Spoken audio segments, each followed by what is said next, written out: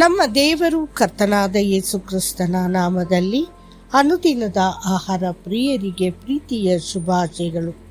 2025 June ತಿಂಗಳ 6ನೇ ತಾರೀಕಿನ ಶುಕ್ರವಾರದ ದೇವರ ವಾಕ್ಯವು ಪರಿಮಳಯುಕ್ತ ಹೂವುಗಳು. ನಾನು ಶಾರೋನಿನ ಗುಲಾಬಿಯು ಕಣಿವೆಗಳ ಲಿಲ್ಲಿಯೂ ಆಗಿದ್ದೇನೆ. ಪರಮಗೀತ 2:1. ನಾವು ಈ ವಚನವನ್ನು ಯೇಸು ಕ್ರಿಸ್ತನೊಂದಿಗೆ ಸಂಯೋಜಿಸುತ್ತೇವೆ ಮತ್ತು ಅವನನ್ನು ಶಾರೋನಿನ ಗುಲಾಬಿ ಮತ್ತು ಕಣಿವೆಗಳ ಲಿಲ್ಲಿ ಎಂದು ಕರೆಯುತ್ತೇವೆ. ನಿಜವಾಗಿಯೂ ಅವನು ನಮ್ಮ ಹೃದಯಗಳನ್ನು ತನ್ನ ಸುವಾಸನೆಯಿಂದ ತುಂಬುವ ಪರಿಮಳಯುಕ್ತ ಗುಲಾಬಿ ಮತ್ತು ನಮ್ಮ ಆತ್ಮಗಳನ್ನು ಆಕರ್ಷಿಸುವ ಆಕರ್ಷಕ ಲಿಲ್ಲಿ. ಆದರೆ ನಾವು ಈ ವಚನವನ್ನು ಮೂಲ ಭಾಷೆಯಲ್ಲಿ ಓದಿದಾಗ ಅದು ವಾಸ್ತವವಾಗಿ ವಧುವೆ ಮಾತನಾಡುತ್ತದೆ, ತನ್ನನ್ನು ಉಲ್ಲೇಖಿಸುತ್ತದೆ ಎಂದು ನಾವು ಕಂಡುಕೊಳ್ಳುತ್ತೇವೆ. ಶೂಲಂನ ಮಹಿಳೆ ಹೇಳುತ್ತಾಳೆ, ನಾನು ಶಾರೋನಿನ ಗುಲಾಬಿ ಮತ್ತು ಕಣಿವೆಗಳ ಲಿಲ್ಲಿ. ಇದಕ್ಕೆ ಪ್ರತಿಕ್ರಿಯೆಯಾಗಿ ಅವಳ ಪ್ರಿಯತಮೆಯು ಘೋಷಿಸುತ್ತಾನೆ, ಮುಳ್ಳುಗಳ ನಡುವಿನ ಲಿಲ್ಲಿಯಂತೆ ಹೆಣ್ಣು ಮಕ್ಕಳಲ್ಲಿ ನನ್ನ ಪ್ರೀತಿಯು ಹಾಗೆಯೇ. ಪರಮಗೀತ 2:2. ನಾವು ಸ್ವಲ್ಪ ನಿಂತು ಈ ಎರಡು ಹೂವುಗಳ ಬಗ್ಗೆ ಧ್ಯಾನಿಸೋಣ. ಮೊದಲು ಶಾರೋನ್ನ ಗುಲಾಬಿ. ಅದು ಶಾರೋನ್ನ ಫಲವತ್ತಾದ ಬಯಲಿನಲ್ಲಿ ಹಗಲು ಹೊತ್ತಿನಲ್ಲಿ ಹರಳುತ್ತದೆ, ಎಲ್ಲರಿಗೂ ಗೋಚರಿಸುತ್ತದೆ, ಅದ್ಭುತ ಮತ್ತು ಕಣ್ಮನ ಸೆಳೆಯುತ್ತದೆ. ನಂತರ ಕಣಿವೆಗಳ ಲಿಲ್ಲಿ ಬರುತ್ತದೆ, ಮೌನವಾಗಿ ಹರಳುತ್ತದೆ. ಶಾಂತವಾದ ಏಕಾಂತ ಕಣಿವೆಯಲ್ಲಿ ಮುಳ್ಳುಗಳ ನಡುವೆ ಮರೆಮಾಡಲಾಗಿದೆ. ಅದು ರಾತ್ರಿಯಲ್ಲಿ ತನ್ನ ಪರಿಮಳವನ್ನು ಬಿಡುಗಡೆ ಮಾಡುತ್ತದೆ.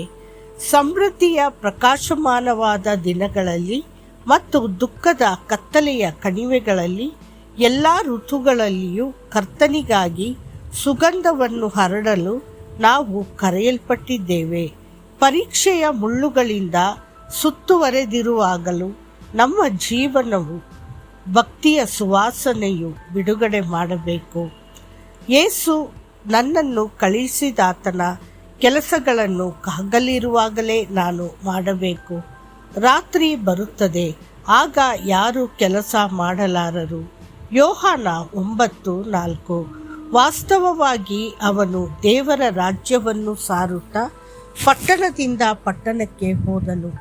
ಅವನ ಜೀವನವು ಹಗಲು ರಾತ್ರಿ 2 ಸುಗಂಧಭರಿತವಾಗಿತ್ತು. ಗುಲಾಬಿಯ ಕೆಂಪು ಬಣ್ಣವು ಕ್ರಿಸ್ತನ ರಕ್ತ, ಆತನ ತ್ಯಾಗ ಮತ್ತು ಕಲ್ವಾರಿಯಲ್ಲಿನ ಮರಣವನ್ನು ನೆನಪಿಸುತ್ತದೆ. ಮತ್ತು ಅವನು ಕಲ್ವಾರಿ ಎಂಬ ಸ್ಥಳಕ್ಕೆ ಬಂದಾಗ ಅಲ್ಲಿ ಅವರು ಆತನನ್ನು ಶಿಲುಬೆಗೇರಿಸಿದರು ಮತ್ತು ಅಪರಾಧಿಗಳನ್ನು ಒಬ್ಬನು ಬಲಗಡೆ ಮತ್ತು ಇನ್ನೊಬ್ಬನನ್ನು ಎಡಗಡೆ. ಲೂಕ 23:33. ಶಿಲುಬೆಯ ನೋವಿನಲ್ಲಿಯೂ ಸಹ ಯೇಸು ಯಾವುದೇ ದೂರು ಹೇಳಲಿಲ್ಲ, ಆದರೆ ಕ್ಷಮೆಯನ್ನು ಮಾತ್ರ ಹೇಳಿದನು. ಮತ್ತು ಅವನು ಹೇಳಿದನು, ತಂದೆಯೇ, ಅವರನ್ನು ಕ್ಷಮಿಸು, ಏಕೆಂದರೆ ಅವರು ಏನು ಮಾಡುತ್ತಾರೆಂದು ಅವರಿಗೆ ತಿಳಿದಿಲ್ಲ. ಲೂಕ 23:34. ಪ್ರೀತಿಯ ಪರಿಮಳಯುಕ್ತ ಮಾತುಗಳು ಹೀಗಿದ್ದವು. ಬಿಳಿ ಲಿಲ್ಲಿ ಹೂವು ಕ್ರಿಸ್ತನ ಪರಿಶುದ್ಧತೆಯನ್ನು ಪ್ರತಿನಿಧಿಸುತ್ತದೆ. ಒಂದು ನಿರ್ಮಲ, ದೋಷರಹಿತ ಜೀವನ. ಅದು ನಮಗೆ ನಿರಂತರವಾಗಿ ಆತನ ಪವಿತ್ರತೆಯನ್ನು ನೆನಪಿಸುತ್ತದೆ. ದೇವರ ಪ್ರಿಯ ಮಗುವೆ, ಆತನು ಪವಿತ್ರನಾಗಿರುವಂತೆಯೇ ನಾವು ಸಹ ಪವಿತ್ರರಾಗಿರಬೇಕು. ಲೋಕದಲ್ಲಿರುವ ಎಲ್ಲ ಸುಗಂಧಗಳಲ್ಲಿ ಪವಿತ್ರತೆಯ ಸುವಾಸನೆಗಿಂತ ಶ್ರೇಷ್ಠವಾದದ್ದು ಯಾವುದೂ ಇಲ್ಲ. ಮತ್ತಷ್ಟು ಹೆಚ್ಚಿನ ಧ್ಯಾನಕ್ಕಾಗಿ ನಿನ್ನ ನಾಮವು ಸುರಿಸಲ್ಪಟ್ಟ ತೈಲದಂತೆ. ಪರಮಗೀತ 1:3. ಕರ್ತನು ಆಶೀರ್ವದಿಸಲಿ. ಆಮೆನ್.